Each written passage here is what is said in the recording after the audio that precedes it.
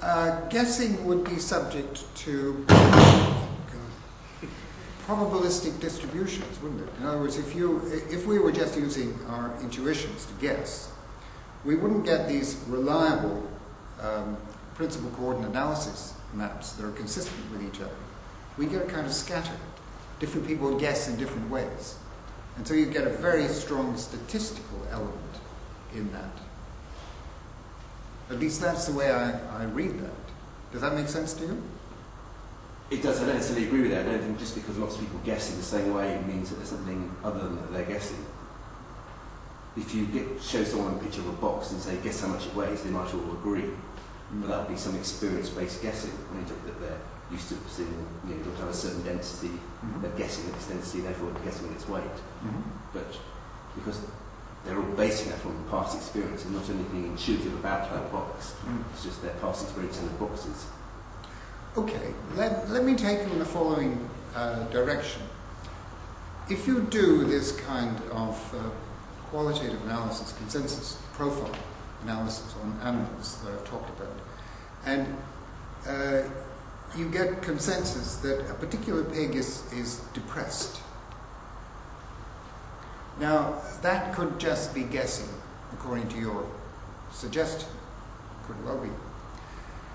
But the veterinarians have been interested in doing actual hormonal analysis to see if there's a correlation between the physiology and the behavioral aspect. And they find a complete correlation. And sometimes the qualitative is better at indicating which part of the brain to look at with respect to the hormonal disturbance that is actually operating to produce that kind of behavior. So we're good at guessing. So we're good at guessing. Well, I mean, you can put it that way. What I'm saying is, I think this is an illustration of the fact that you are completely at liberty to interpret this information in any way you want.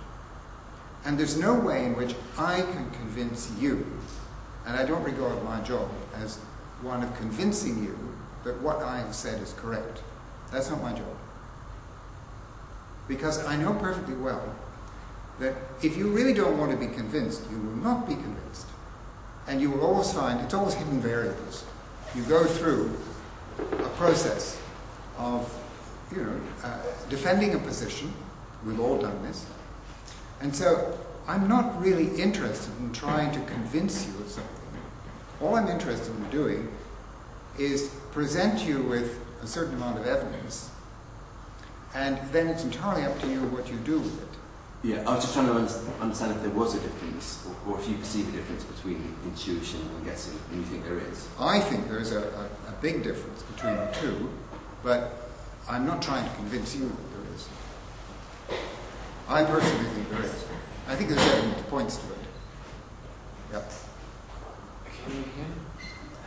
At the foundation of science, we have this concept of proof. So we know that sometimes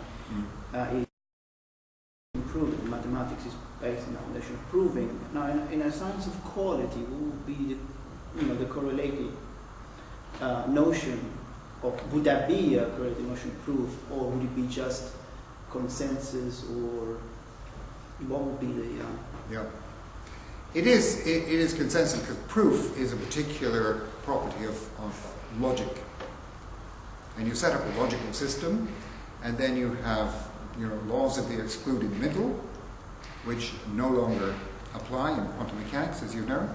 In other words, reality does not conform to logic, Aristotelian logic, and that kind of axiomatic proof.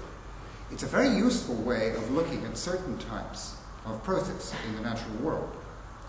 But as you well know from quantum mechanics, Aristotelian logic, the law of the excluded middle, no longer holds for those systems. And they are quite widespread, quantum mechanical systems. So what I'm saying is that rationality and the whole area of axiomatics and proof is a particular domain that has its own properties. But it does not exhaustively describe reality. And so in the domain of the science of qualities, I think we're not looking for proof, we're looking for consensus. So some form of agreement. And it has to do with reaching an agreement about action.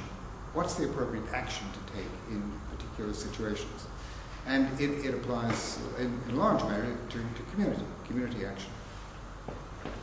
Right, 'cause I'm thinking sometimes precisely as you stated in quantum mechanics, we get results from the mathematics which we cannot really grasp, we cannot decide upon, whereas in a science of quality, if everything is about consensus, you never have this experience where something comes up of the study that could be going against the normal consensus, so to speak.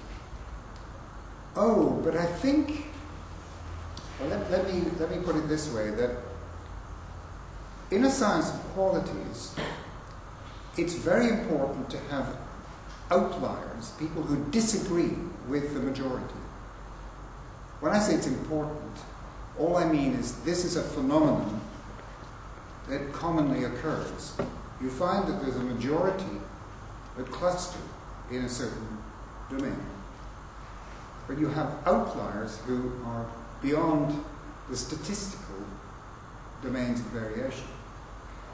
It may be they are seeing something very important that the others are not seeing, in which case it's up to them to reveal that to the others, because they may actually shift the orientation of the whole group in their direction. And this is what happens in science all the time. You've got people who are outliers, people who disagree with the majority. We wouldn't have any progress in science if we didn't have that. These are the people who, have they're a bit wacky, they're a bit strange in their ideas. They come up with ideas like, general relativity, for goodness sake. And then it's up to them to convince all their colleagues that what they're seeing is actually more reliable and more consistent and tells a more appropriate story than the old story. But I mean, the idea is that it's not what they are seeing, it's what it's there, rather than being consensus. Well, I think you put your finger precisely on a point of fundamental disagreement. I don't think we ever know what is there. There isn't anything that is there to know that is well-defined and specific and invariant. We know we create the world. This is why I keep coming back to stories. We actually, this is an act of co-creation. We don't invent the world. We're given a world to interact with. But we then develop consistent stories and appropriate stories about that world. But there are no immutable facts about that world, otherwise we wouldn't have science. Facts change in science. And so do theories. Everything changes all the time. Some very slowly and some very quickly. And so I think, that would be a fundamental point of disagreement. I don't think there are any immutable facts. And therefore there's no truth. And that's why I'm not telling you the truth, I'm telling you a story. And the question is it an appropriate story? Is it a useful story? Is it an ethical story? Is it a responsible story? And those are the criteria of qualities that you bring to bear on it, other than simply the logic of the story.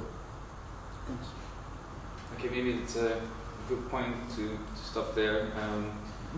For those of you who are interested in more debate, we're going to go to the IDS bar for a drink. Then we will go to Sushi Gardens on Preston Street in town.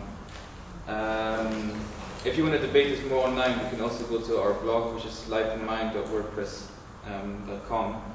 And I think before we finish, Brian, you wanted to point out some flyers or something like that? Oh, yes.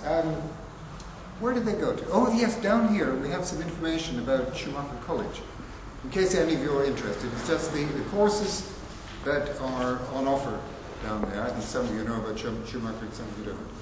So if you're interested, they're down here. Okay, let's thank our speaker again.